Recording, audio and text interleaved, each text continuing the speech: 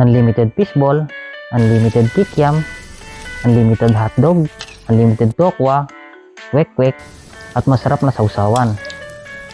Abay, akalain mo pwedeng-pwede mo palang gawin sa loob ng bahay kasama mo pa yung buong pamilya. At nakakamiss nga naman yung ganitong pagkain. Lalo na kung isa kong OFW, isa na yata ito sa mga pinaka-cravings na street food sa Pilipinas. Kung isa kang OFW, relate ka sa ganito. Kaya nung nagbakasyon kami ay ito na nga yung una kong niluto na street food. At craving satisfied nga naman. One of the best Filipino street food na para sa akin, ito talaga yung nangunguna.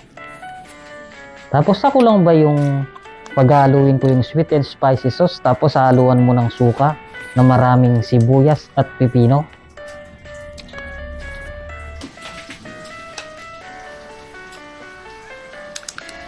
At syempre meron ng itlog ng pugo, nilaga ko lang ito para sa ating kwek-kwek.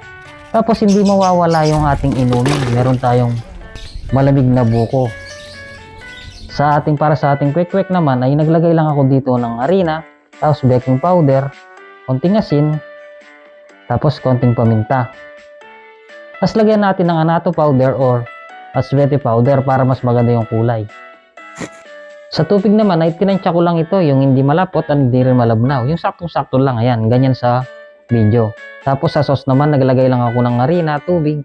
Tapos sa sukal, konting toyo, pampakulay, tapos bawang. Tapos sa suka naman, asin, paminta. Tapos siyempre maraming sibuyas at maraming pipino. Para hindi masyadong matapang yung suka. Pwede rin naman lagyan ng konting asukal para manamis-namis. At tapos hindi mawawala dyan yung sili.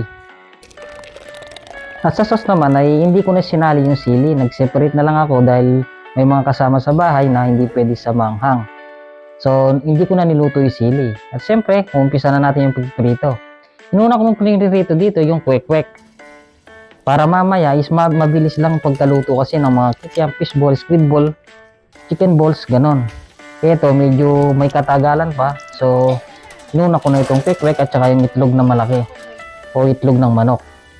Tapos sinunod ko na dito yung kikiam at saka fishball.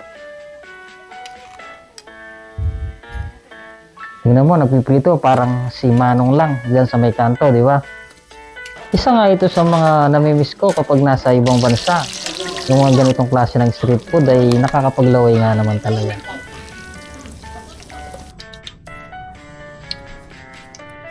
Ayan, luto na yung ating street food.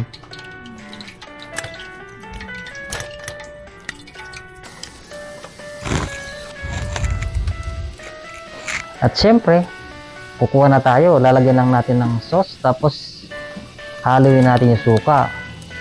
Ako lang ba yung hinihigop o iniinom ko yung sauce sa baso? Napakasarap kasi lalo na pag pinaghalo mo yung sauce at saka yung suka. Kaya tara, kain na tayo ng street food. Or tusok-tusok ni Manong sa kanto.